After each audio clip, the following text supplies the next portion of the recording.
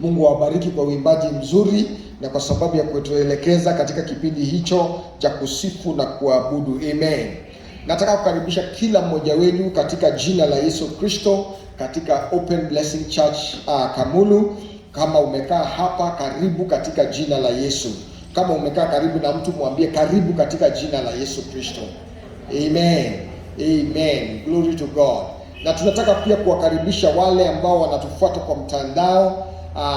Mungu awabariki sana. Kama unatufuata kwa Facebook, Mungu akubariki sana. Kama utafuata huu ujumbe katika YouTube, Mungu akubariki sana wakati unabarikiwa na neno la Bwana. Amina. Glory to God. Leo tunaendelea na mafunzo yetu ambayo tulianza juma lililopita, na mafunzo yetu ilikuwa tulianza juma iliyopita, si ndio? Last Sunday, that was the first teaching, isn't it? Yes, now we are going on with believing in God, kumwamini Mungu. Tunaendelea na mafunzo hayo ya kumwamini Mungu, believing in God. Amen. Now today we are going to look at a text from the book of Mark. The book of Mark, hii ni maandiko ambayo yanajulikana sana na yako katika, they are in the three gospels. It is in the book of Mark, it is also in the book of Luke, and it is in the book of Matthew.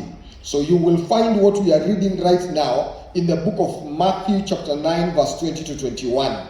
You will also find it in the book of Luke chapter 8 verse 43 to 48. Unaweza pata maandiko ambayo tutasoma hivi. Tutasoma katika kitabu cha Marko, mlango ni wa 5 mstari wa 25 mpaka 34. Lakini pia maandiko haya unaweza yapata katika kitabu cha Mathayo, mlango ni wa 9 mstari wa 20 mpaka 22. Na unaweza pata maandiko hayo ama kile ambacho tunaenda kusoma hivi bado utakipata katika kitabu cha Luke chapter 8 mlango wa 8 mstari wa 43 mpaka mstari wa 48. So hayo maandiko yote utapata na inazungumzia kuhusu the same thing ambayo tunasoma katika Marko mlango wa 5 mstari wa 25 mpaka 34. Na nitasoma. Biblia inasema hivi. Sijui kama tuko hapo. Mark chapter 5. Are we all together in that? Have we all opened the book of Mark chapter 5? Now this is what the Bible says. And this is a very famous portion of the scripture. It is usually preached in many places, and especially in crusades. But today we are not in a crusade, we are in a church service. And I believe that the Lord has something that He wants to speak to us from this portion of the scripture. I have also preached it a couple of times, maybe even in this altar. So I believe that God still has something that He wants to say to us. Now this is what the Bible says. And a certain woman which had an issue of blood 12 years, and had suffered many things of many physicians, and has spent all that she had, and was nothing better, but rather grew worse. When she heard of Jesus, she came in and pressed behind and touched his garment. For she said, if I may touch but his clothes, I shall be made whole. Ukiangalia tafsiri zingine zinasema, if I can only touch the hem of his garment, right? So most of you have a translation that says, if I can touch the hem of his garment, I know I will be whole. And straight away the fountain of her blood was dried up, and she felt in her body that she was healed of that plague. And Jesus, immediately knowing in himself that virtue had gone out of him, turned him about in the press and said, who touched my cloth? And the disciples said unto him, Thou seest the multitude thronging thee, and sayest thou, Who touched me? And he looked around about to see her that had done this. But the woman, fearing and trembling, knowing what was done in her, came and fell down before him and told him all the truth. Verse 34. And he said unto her, Daughter, thy faith has made thee whole. Go in peace and be whole of any plague. Bwana asifiwe sana. Father, we thank you because of your word. I pray that this word is going to find a place in our hearts. As we continue to study and to learn in the topic and in the subject of believing in God, I pray that none of us is going to live here the same way we came in. But that, Lord, we will be transformed and be renewed and be changed by your word. And that, my God, you are going to be glorified as you speak to each and every one of us.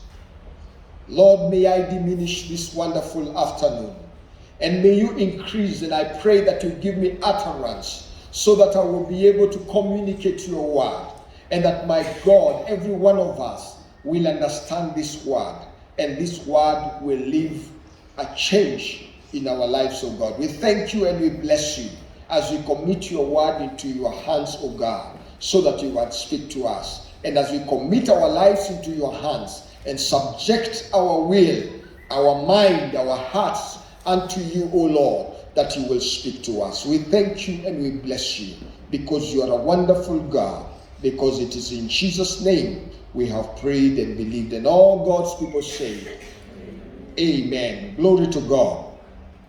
Now, Pastor Maggie is not here with us. She's going to be here hopefully next Sunday. Due to some unavoidable circumstances, she was not able to join us today, but she is well, and we thank God because of that. Amen. Glory to God. Now, we are continuing with our subject, believing in God. Tunaendelea na mafunzo yetu kumwamini nani? Mungu. Bwana asifiwe sana. Now, na tuliongea mambo kadhaa kuhusu kumwamini Mungu, na mojawapo ya mambo tuliyoyazungumza Jumapili iliyopita tukasema kwamba kuamini Mungu ni kukubali kile ambacho Mungu amesema ni kweli, accepting that what God has said is truth. Praise the name of the Lord. Now, in the portion of the scripture we have read today, we see a story of a woman. We are not told her name. We are not told whether she was married or whether she was single. We are not told many things about her. But the little details that we have about this woman is that she had an issue of blood. In other words, she had a problem of a flowing of blood beyond her menstruation period. And in fact, the Bible says that she had an issue of blood for 12 years. Alikuwa anatokwa na damu, hatujui jina lake, hatujui mambo mengi kumuhusu, hatujui kama alikuwa ameolewa samani, hatujui kama alikuwa na watoto, hatujui chochote kingine kumuhusu, lakini tunachojua kulingana na maandiko ni kwamba huyu mama alikuwa na kutokwa kwa damu kwa miaka 12. Na kwa hivyo Biblia inasema aliumia sana kwa miaka mingi, alipitia shida nyingi, alipitia matatizo mengi, alipitia katika mikono ya madaktari na hawakumsaidia. Alitumia fedha zake zote na hazikumsaidia, na baada ya kutumia fedha zote, kuona madaktari wote, kupitia hali zote, kujaribu lolote lile, hakupata msaada wowote. Aliendelea kupata ile shida na kuendelea kukabiliana na shida ambaye alikuwa nayo ya kutokwa na damu. And so for 12 years the Bible says she had an issue of blood. Now that meant that this woman, according to the book of the Old Testament, the book of Leviticus chapter 15, if you read from verse 25 going downwards, you will see what the Bible or the Old Testament or the commandments said regarding a woman who had an issue of blood that went beyond her normal menstruation period. And what the Bible says in the book of Leviticus chapter 15, if you read from verse 25, inasema kwamba mwanamke aina hiyo ambaye ako na shida ya kutokwa na damu kupitisha kiwango cha kawaida, yule mwanamke anahesabiwa kuwa yeye si msafi.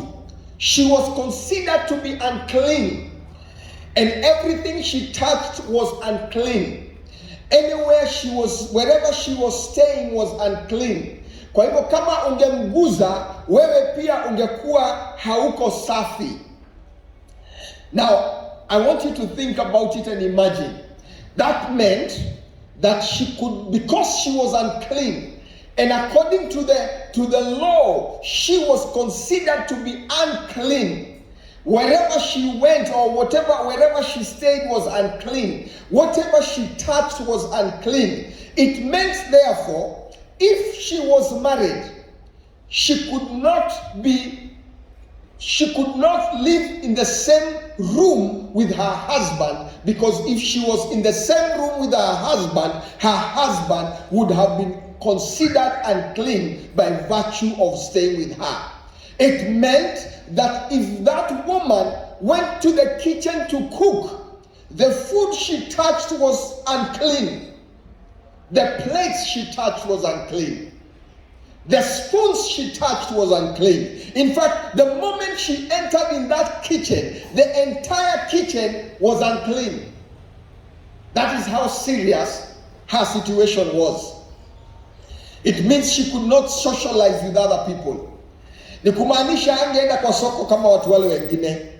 Ni kumaanisha angeenda kwa soko aguze mboga, hiyo mboga was unclean. Ni kumaanisha angeenda pahali kuna umati, kwa sababu akienda pahali kuna umati amefanya watu wale wote wako katika huo umati kuwa unclean. And according to the law, if she was found in that situation, then this woman would be stoned to death. That was her situation. It was a terrible situation, a difficult situation, a situation of desperation. Pahali ambapo amekataliwa, amehukumiwa, amewekwa kando, amewekwa kwa isolation. Isolation haikuanza saa hii. Isolation ilikuwa hata hiyo wakati. Sawa sawa. Kwa hivyo COVID si COVID imeleta isolation. Isolation ilikuwa hata wakati wa kale. Kwa sababu kuna magonjwa ungekuwa nayo, haukuruhusiwa kuchanganya na watu wale wengine. Haukuruhusiwa kuingia kwa hekalu kuomba kama watu wale wengine. Haukuruhusiwa kwa umati. Kuna vitu haukuruhusiwa kufanya kwa sababu ya ugonjwa ama maradhi ambayo unapitia. Na huyu mwanamke alikuwa katika hali kama hiyo. Miaka 12 aking'ang'ana na kumenyana na hii shida, akimenyana na hii hali, akimenyana na matatizo ambayo yanatokana na ugonjwa ambao alikuwa amejaribu kufanya lolote lile kupata suluhu na hakuwa amepata suluhu yoyote. Biblia inasema kwamba verse 27, aliposikia kuhusu Yesu, alipofanya nini? Aliposikia kuhusu Yesu, when she heard about Jesus. Now, how does faith come? Faith comes by hearing, and hearing by the word of God. Praise the name of the Lord. Now, she heard about Jesus, and we are talking about believing in God, and we say the kind of believing we believers have, or we Christians have, is the kind of believing where we do not see so that we can believe. It is the kind of belief where we believe so that we can see. Sisi hatutaki kuona ndio tuamini, tunaamini ndio tuone. Na huyu mama akasikia kuhusu Yesu, na akawaza kuhusu mashida ambazo alikuwa nazo. Akawaza matatizo ambayo amepitia miaka 12. Akawaza jinsi ambavyo mali yake yote imeisha akitafuta suluhu. Akawaza jinsi ambavyo amekataliwa na watu wa jamii yake, majirani zake, marafiki zake. Hakuna mtu angemkaribia kwa sababu kujaribu kumkaribia ungefanyika kuwa mchafu. Akawaza mambo yao yote. Aliposikia kuhusu Yesu, Biblia inasema kwamba akaenda na akang'ang'ana na umati, akijiambia katika roho yake, na akasema katika roho yake, na akajiongelesha akasema, nikigusa tu pindo la nguo yake najua nitapona. Na unajua hiyo ilikuwa risk. Mambo ya imani ni risk. Bwana asifiwe sana. Kwa sababu kama kuna mtu yoyote angetambua huyo mama kwa umati, walikuwa na haki ya kumpiga mawe wamuue. So even going behind Jesus, kujaribu kusukuma umati, kung'ang'ana, akijiambia kwa roho yake, nataka tu kuguza pindo la nguo yake na najua kwamba nitapona. Hiyo peke yake ilikuwa risk. Mambo ya imani ni risk. Ukitaka mambo kutoka kwa Mungu lazima ukuwe tayari kuchukua hatua ya imani. Si kukaa tu. Lazima ukuwe tayari kuchukua hiyo hatua ya imani. Na yeye akajiambia katika roho yake, ninajua nikiguza tu pindo la nguo yake nitapata kupona. Wakati mwingine niliwaambia hapa, si vibaya kujiongelesha. Ukiona mtu akijiongelesha, usiasimu ametupa network. Sawa sawa. Si vibaya kujiongelesha. Saa nyingine mimi hujiongelesha. Kwa hivyo ukikutana na mimi nikijiongelesha, usione ni kama nimetupa network. Sijatupa network, niko tu sawa. Niliwaambia hapa, kujiongelesha si shida na si vibaya kujiongelesha. Shida ni nini unajiambia wakati unajiongelesha? Unajua kuna watu wanajiongelesha anasema mimi ni kukufa na kufa. Mimi ni kuenda naenda. Mimi ni bure. Mimi ni, ushasikia mtu, yani ukisikia mtu anajidescribe mambo mbaya. Kujiongelesha si shida, lakini kile ambacho unajiambia ndicho cha muhimu sana. Na huyu mama akajiongelesha. Biblia inasema she said to herself, if I can only touch the hem of his garment, I know I will be healed. Badala ya kujiambia mimi nakufa, sema mimi naishi. Nikiguza tu huyo Yesu naishi. Badala ya kujikondem na kujiambia kwamba wewe ni bure, jiambie mimi si bure, mimi ni mshindi katika Kristo Yesu.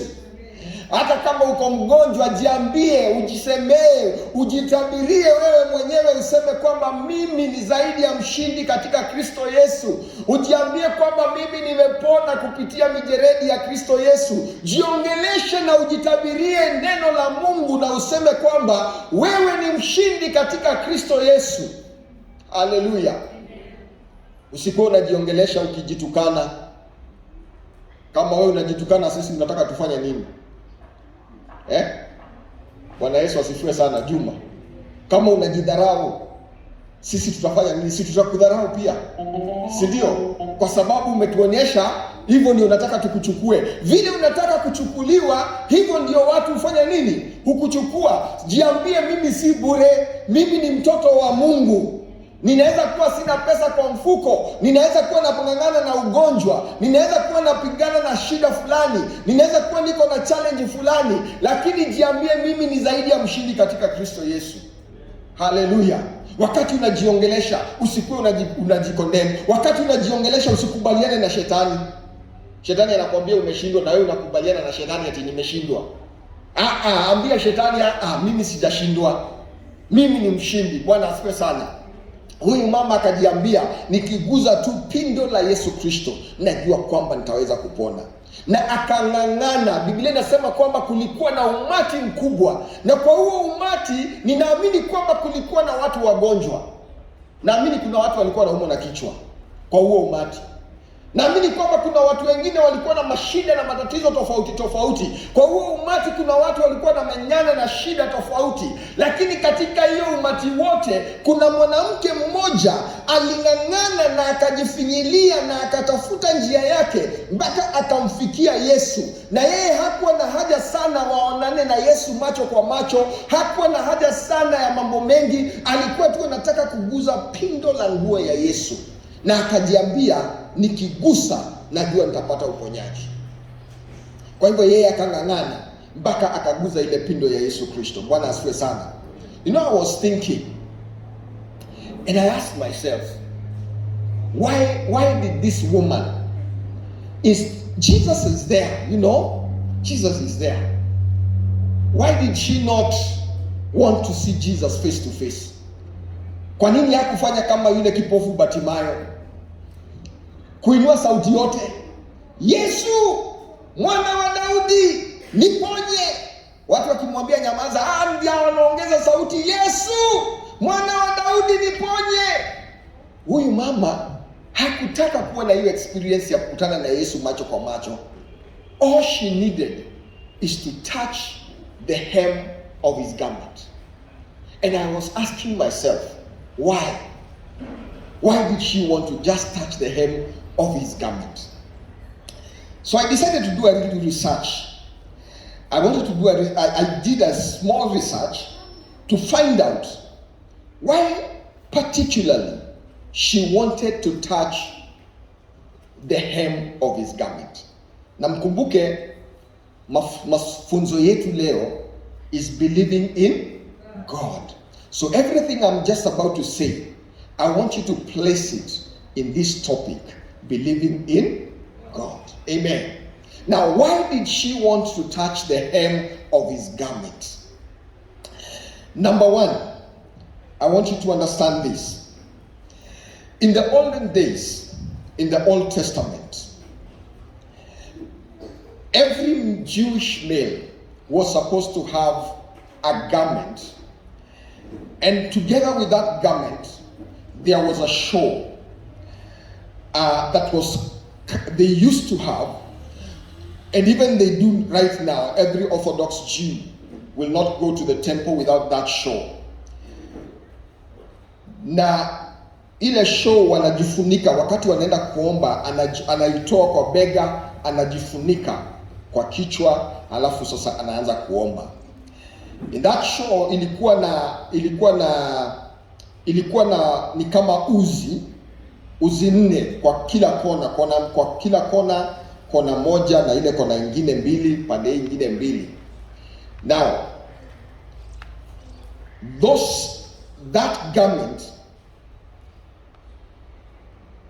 was having that hem, and that hem was having a blue color that God had instructed the children of Israel, that in the book of Numbers chapter 15, if you read the book of Numbers chapter 15 verse 37 to 41, you will see God instructing the children of Israel that they will have a tassel, or that shawl, what we call shawl or tassel, and it used to have the hem, or what we call in the Hebrew language. In the Hebrew language, there's a word they call tzitzit.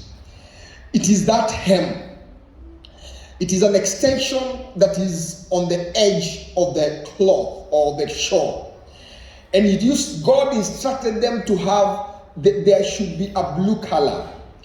And God told them, the reason I want you to have this is to remember my commandments. So that you will remember my commandments and you will keep my commandments every time and every place where you go. So every time and every place a Jewish male was, they used to have that garment on them. And they used to have, that garment had a hem that had a blue coloring that was significant of the commandments of God. So every time they used to go to the temple to pray, they would lift the shawl up, cover their head, and first they would kiss the first part of that shawl or that hem, and even up to the end as they continue with their prayer, signifying the commandments of God. And it was supposed to remind them about the authority that is in the Word of God, or the commandments. They were supposed to remember that. They were supposed to remember the commandments of God. And everywhere they went, they were not supposed to forget about the commandments of God. So it was a requirement that they should have that garment on them, and that garment had that hem. Sawa sawa, tuko pamoja? Now that hem represented, and it had a color, a blue color, that was an instruction of God. God actually instructed them. The hem must have a lining, a blue lining, that represented the commandments of God, that they must keep the commandments of God. So the first thing the hem represented is the authority of the Word of God, or the commandments of God. So it represented the authority of the Word. So if we are talking about the New Testament, it represents the authority of the Word of God. It also represents the authority that is in the name of God. So every time they went to pray, and every time they go to prayer, they must remind themselves about ukuu wa neno la Mungu, jinsi ambavyo neno la Mungu liko na dhamana, na jinsi neno la Mungu na jina la Mungu ni la kuheshimiwa. Kwa hivyo wakati wanaongea kuhusu ile hem, wanazungumza na wanajikumbusha kuhusu ukuu wa neno la Mungu, na ile mamlaka iko katika neno la Mungu, na ile mamlaka iko katika katika jina la Mungu. So if we go fast forward to the New Testament, this helm represents the authority that is in the Word of God. And it represents the authority and the power that is found in the name of God. And remember, the Bible says there is a name that is above every name, the name of Jesus Christ. That at the name of Jesus, every knee shall bow, every tongue shall confess that Jesus Christ is Lord. So there is a name. God has given Jesus a name that is above every name. In the heavens above and on earth beneath, there is a name that is above every name. And therefore that helm represents the power and the authority that is in the name of Jesus. And remember, this same Jesus is referred by John as the Word. Right? So this refers to the authority that is found in the Word of God, and the authority that is found in the name of Jesus. Now, the second significance of the helm. The second significance of the helm was that this helm represented a person's identity. This helm represented a person's identity. And I will give you a few examples. It represented a person's identity, and therefore every Jewish male used to make sure that they have this garment on them and this shawl on them. It was part of their garment, and it represented their identity. It was a symbol of who a person was and what he stood for. It was a symbol of who that person was and what he stood for. In fact, some biblical historians wanasema that helm had a note. And every time they entered into any agreement with any person, they would take that note and they would either use mud or something and attach mud with that and seal any document with that, because it represented, the helm represented the person who is using it.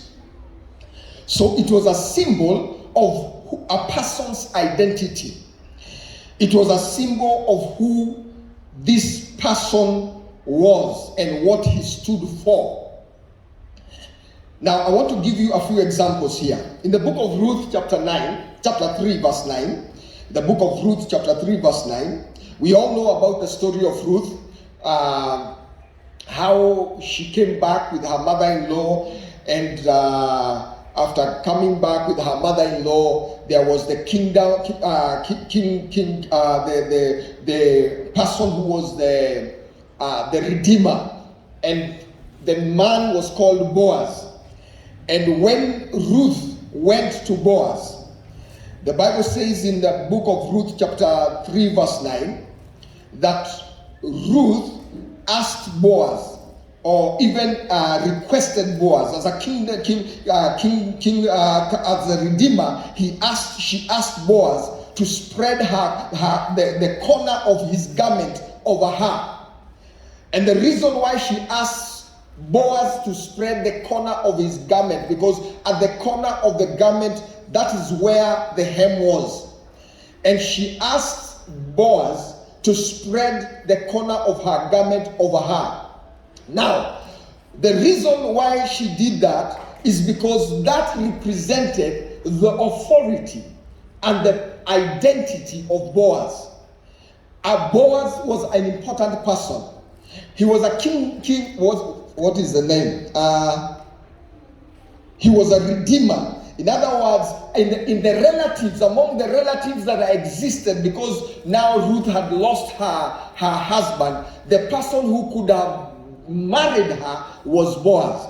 Now, Ruth came to Boaz and asked Boaz to spread her garment, to spread his garment over her. Meaning that what Ruth was requesting Boaz to do is she was actually requesting to be identified with Boaz.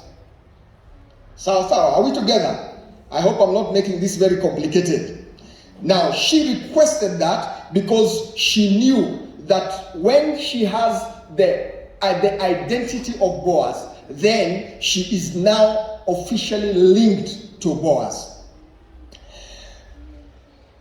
And the word, there is another word that is used to refer to this hem also, and that word is the wing. It is also another word that is used to refer to this hem of the garment. The word is also the wing of a cloth, or the corner of a cloth, or the hem that we are talking about. And therefore, when you look at the book of Ruth, if you look at the book of Ruth, chapter 3, verse 9 there, you will see as Ruth wants to identify herself with Boaz, she requests that she is identified, or she requests Boaz to cover her with the corner of her cloth, because that represented his identity. It represented who he was. It represented what he stood for. Bwana asifiwe sana. The other example I will give you to show you the importance of that hem, or that seat, or that hem of the garment, or that corner, or that wing of the garment, is found in the book of Ezekiel chapter 16 verse 8, where when God spoke of making a covenant with the children of Israel. As he was talking about making a covenant with the children of Israel, he pictured himself as spreading a corner of his garment over the nation of Israel. In other words, this wing, or this corner of his garment, represented who God was. And therefore, because it represented who God was, it represented his identity. God offers, as he makes a covenant with the children of Israel, to cover them with the corner of his garment, or with the wing of his garment, or with the hem of his garment. Praise the name of the Lord. You can find that. Because of time, I'm not going to read it. Ezekiel chapter 16 verse 8. Now, we are saying that this hem represented the identity of a person, or what that person stood for. The other example I'm going to give you is found in the book of Samuel, 1 Samuel chapter 24 verse 5. Nataka hizi vitu zote na kuambia wewe uende ujisomee, sitazisoma hapa. 1 Samuel chapter 24 verse 5. Hapa Mfalme Sauli Saul was in pursuit of David. He was pursuing David to kill David, and he wanted to kill David. Now, as he wanted to kill David, at some point he could not find David, and then he found a cave. And when he found a cave, he entered in that cave, and he rested. And when he was resting, David was actually seeing Saul entering the cave and resting. So David waited for Saul to sleep.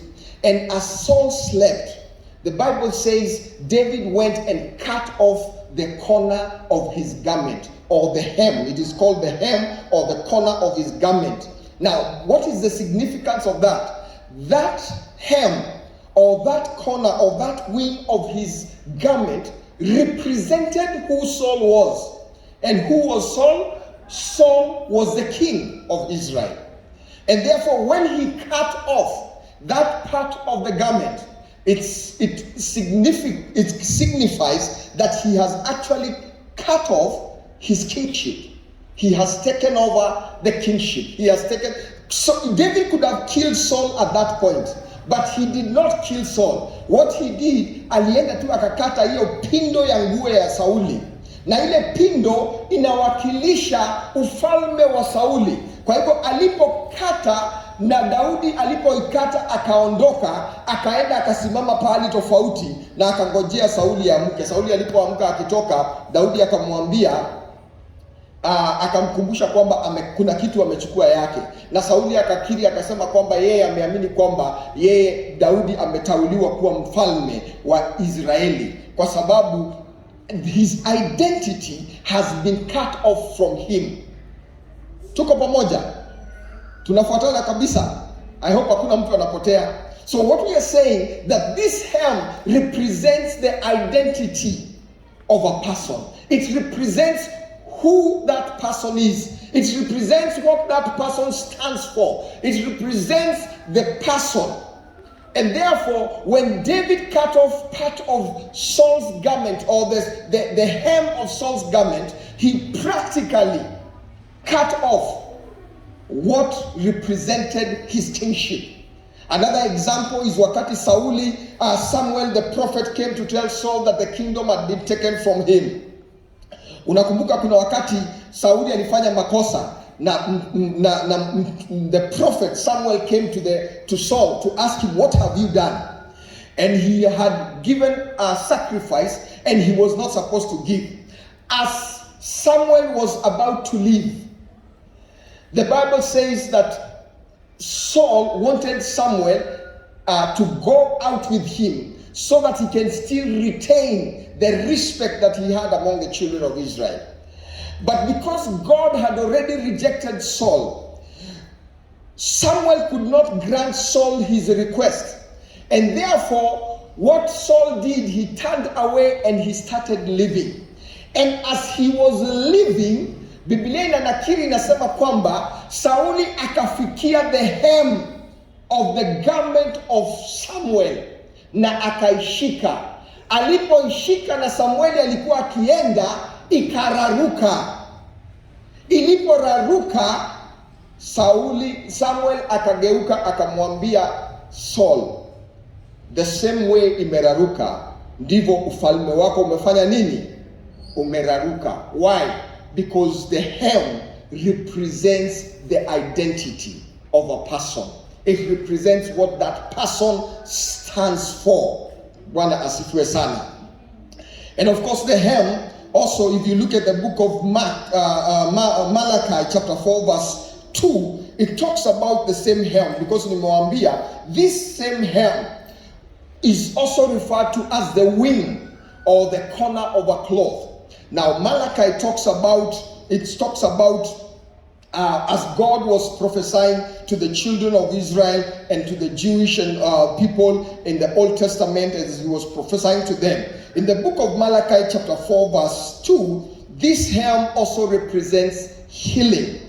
It represents healing. And therefore the book of Malachi chapter 4 verse 2, the Bible says, but unto you that fear the name of the Lord, but unto you that fear my name, shall the Son of Righteousness rise with healing in his wings. Now I told you that hii hem ndio inakuwa referred as a wing. It is also referred to as the corner of a cloth. It is also, and it has all those meanings. And the Malachi says, and to all the people who fear the name of God, the Son of Righteousness shall arise with healing with his wings. Bwana asifiwe sana. And of course, when the Bible talks about that in Malachi, it's talking about Jesus Christ. So what are we saying? As this woman with an issue of blood, kwa sababu ile yeye alitaka kuguza tu pindo ya Yesu Kristo, she had knowledge about the hem. She had knowledge about the corner of a cloth, and she knew what it represented. And remember, tunaongea kuhusu believing in God. And because we are talking about believing in God, this is what we are saying. As this woman with an issue of blood had discovered and decided to pursue hiyo njia, she discovered that believing in God is having and accepting the authority that is in the Word of God. And accepting the authority and the power that is in the Word of God and in the name of Jesus Christ. So if you say you believe in God, you must accept that this Word is the supreme Word of God, and it is inspired by God, and it is the Word of God. It is what God has spoken. It is His will. You must accept that this Word has authority over your life. And you must accept that this word has given Jesus, God has given Jesus a name that is above every other name. And therefore, if you say you believe in God, you must accept that Jesus is Lord. He is Lord. Bwana asifiwe sana. And that is what the Bible says, that God has given Jesus a name that is above every other name. In the heavens above and on earth beneath, that at the name of Jesus, every knee shall bow, every tongue shall confess that He is the Lord. And therefore you cannot say you believe in God if you do not believe in the authority that is in the name of Jesus. You cannot say you believe in God if you do not believe in the authority of His Word. And therefore, what that woman with an issue of blood was saying, simply by touching the hem of Jesus' garment, is that she acknowledges and she accepts the authority that is in the Word of God. The other thing the woman with an issue of blood was saying, is that she identifies herself with Jesus Christ. If you say you believe in Jesus Christ, you must identify yourself with Jesus Christ. Hallelujah. You cannot say that you believe in Jesus and you don't identify yourself with Him. Hawezi sema unaamini Mungu na unajiidentify na Yesu Sunday tu, kuanzia Monday mpaka Saturday ni drama na video katika maisha yako. All your life you must identify yourself with Jesus Christ. You must acknowledge Him to be Lord and Savior of your life. You must identify with who He is. He is the healer. He is the Savior. He is our Redeemer. He is our Deliverer. He is the one who died on the cross for us. He is the one who loved us so much that He left His place in heaven to come and die for your sin. He is the one who knew no sin but became sin so that you can become the righteousness of God. You must identify yourself with Jesus Christ. Hallelujah. So as she touched that hem of His garment, she was identifying with the identity of Jesus. She was identifying herself with Jesus Christ. As she touched that garment, she was reminding herself. In the book of Malachi, what the Bible says, that the Son of Righteousness will come with healing in His wings. So as she touched that garment, she did not need Jesus to see her. She did not need to see Jesus. She just believed.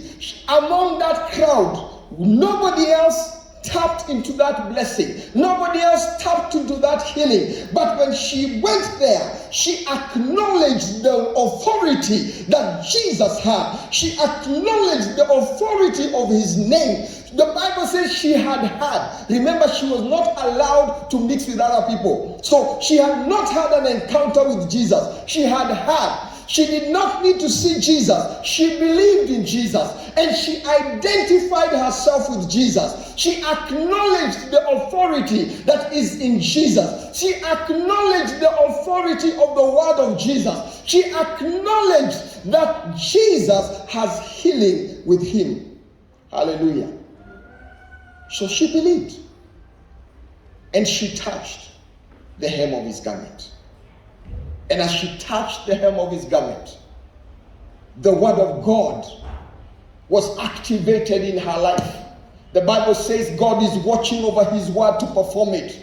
So as she touched and activated the word of God, God watches his word to perform it. So as she tapped in that authority of the word, then that word started working in her. As she identified herself in Jesus Christ, the power that is in Jesus Christ started flowing from Jesus into her life. And Jesus stands and says, somebody touched me.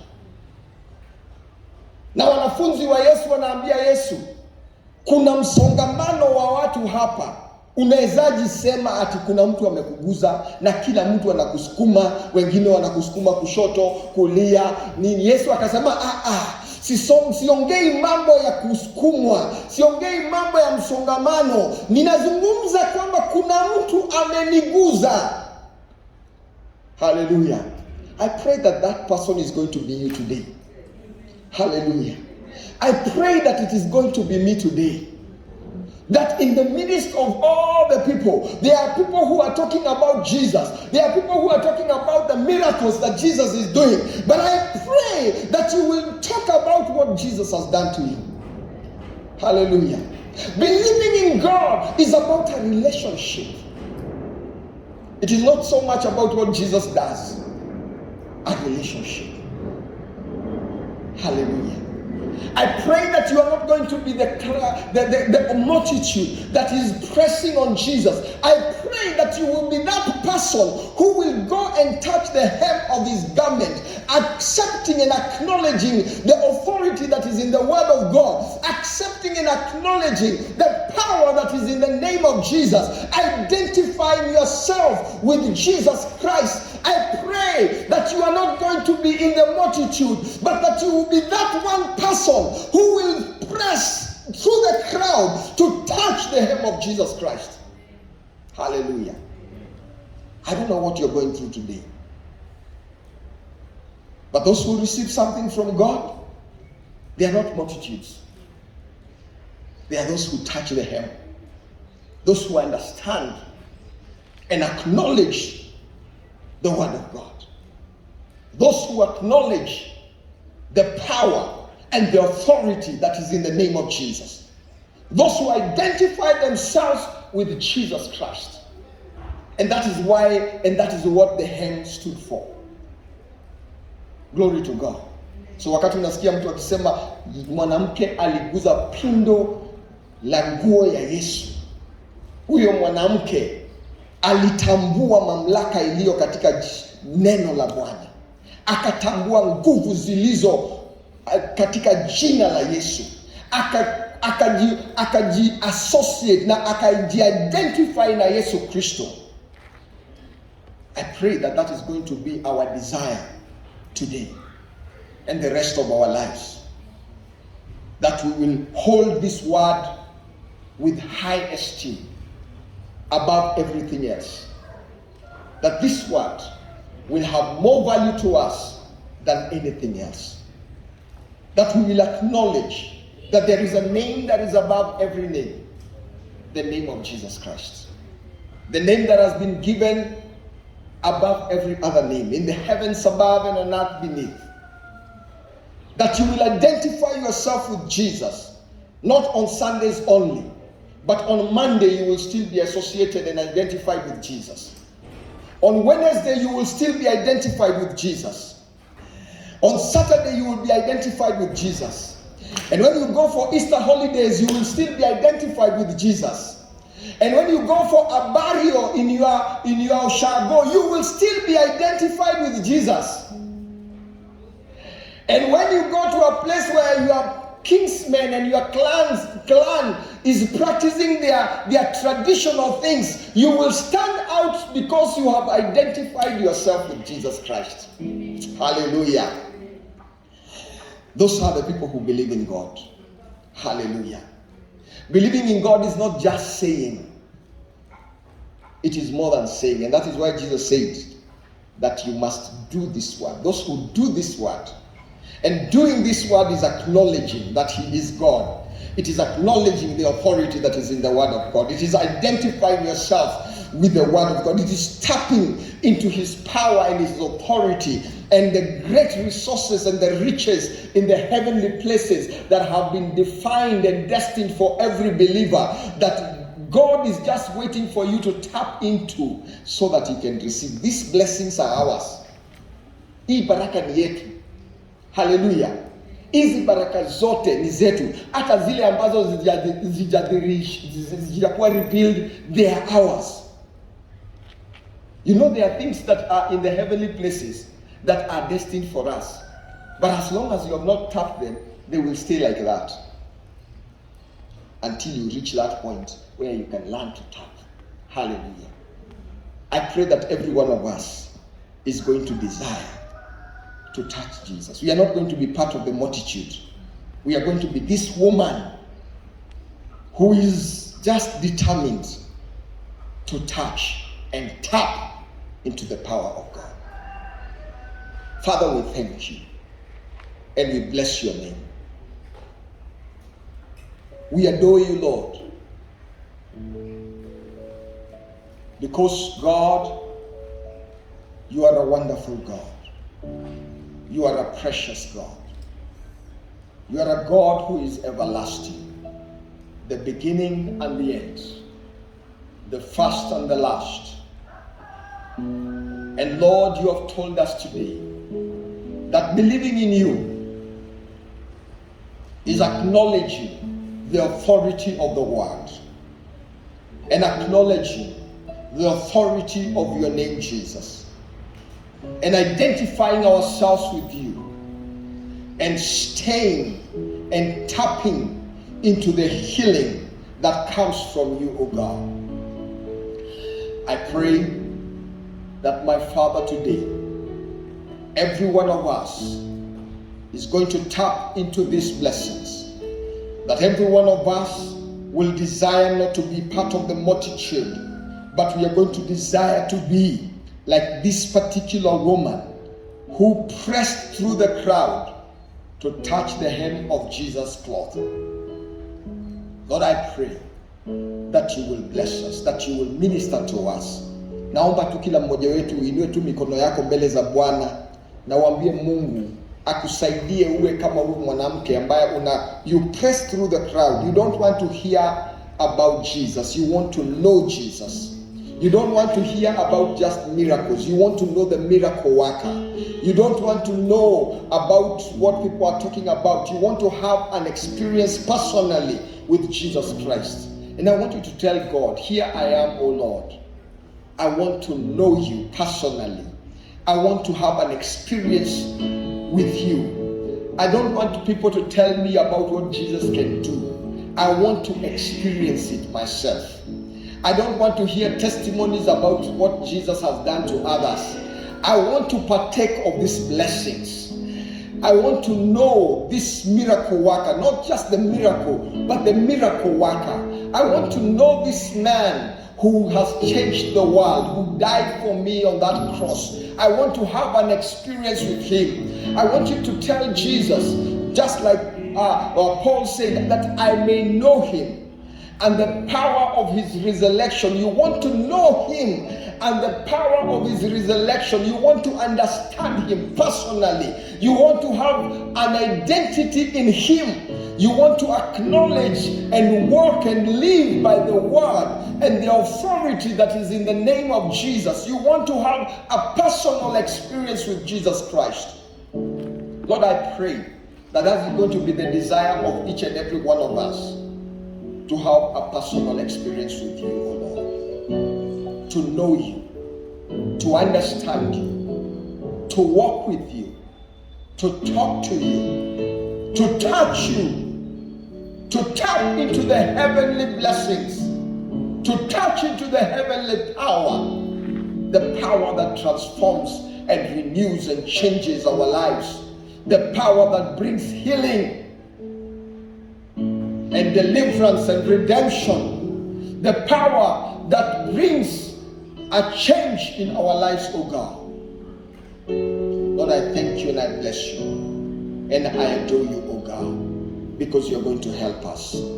And I pray that this is going to be the desire of everyone who is seated here, every person who is watching us and following us on Facebook, every person who is going to come across this message on YouTube, oh Lord. I pray that that is going to be our desire, to dwell in your presence, to know you, Jesus, to understand you, to identify ourselves with you, to find our identity in you, oh Lord. Thank you, Jesus. Thank you, Lord. And now in the mighty name of Jesus, I pray that the Lord God Almighty will bless you. I pray that the Lord God Almighty will take care of you. As you go out, may the Lord bless you. As you come in, may the Lord bless you. In all that you find to do, may God make you prosper. May God grant you favor. May you find favor in the eyes of God. And may God cause men to favor you wherever you go. Wherever you step, whatever you do, may you be blessed. May you glorify God. May the Lord God Almighty bless you in all that you do. May the Lord God Almighty bless you and meet the needs and the desires of your heart. If there is anyone among us who is sick, I declare healing right now in the mighty name of Jesus. Receive your healing now in the mighty name of Jesus. I decree and declare you are healed. And I pray that the anointing of the Holy Spirit will run through your body and bring healing in the mighty name of Jesus. From the crown of your head down to the soles of your feet, I declare healing right now in the mighty name of Jesus Christ. If any one of your relatives is sick, I send a word of healing to them right now in the mighty name of Jesus. If there is a friend of yours or a neighbor who is sick, we declare healing to their lives right now in the name of Jesus. We declare healing to the marriage that is broken down right now. We declare healing to that business and that job. We declare healing to that relationship. We declare healing in the life of that brother and that sister in the name of Jesus Christ. I speak healing right now in the mighty name of Jesus. The healing of God to flow through the body of your people and set them free in the mighty name of Jesus. And finally, in the mighty name of Jesus, I decree and declare right now, may the Lord God Almighty, the King of Kings and the Lord of Lords, the Almighty God, the first and the last, the Alpha and the Omega, our healer, our Savior, our Master, our God, our Redeemer, may He perfect everything that concerns you. In the mighty name of Jesus, I have decreed and declared, and all God's people said, Amen. Amen. And now may the grace of our Lord Jesus Christ and the love of God and the fellowship of the Holy Spirit be with us now and forevermore. Amen. Amen. God bless you so much. Na Mungu awatende mema in Jesus' name. Amen.